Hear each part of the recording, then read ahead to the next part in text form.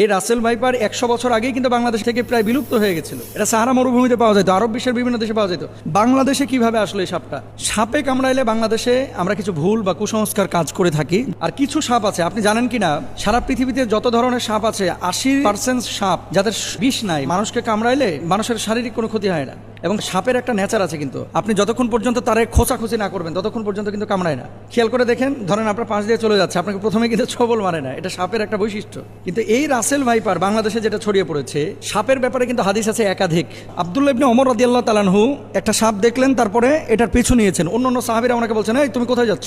এই যে সাপ, নবীজি সাল্লাল্লাহু আলাইহি সাল্লাম তো সাপ দেখলে মেরে ফেলতে বলেছেন, এই জন্য আমি মারার জন্য যাচ্ছি। তো সাহাবীরা বললেন, তুমি কি শোনো নাই যে ঘরে এবং ঘরের বাইরে যে সমস্ত সাপগুলা মানুষের আশপাশে থাকে, এই সাপগুলো তোমাকে দংশন না করলে, তোমার ক্ষতির কারণ না হলে তুমি তাকে হত্যা করতে পারবে না। এটা নবীজি নিজেই নিষেধ করেছেন। তাহলে কি এখান থেকে বোঝা যায় যে যেই সাপটা আপনার শরীরের জন্য ক্ষতিকর, আপনার জীবন বিনাশ করবে, সেই সাপকে আপনার হত্যা করতে হবে।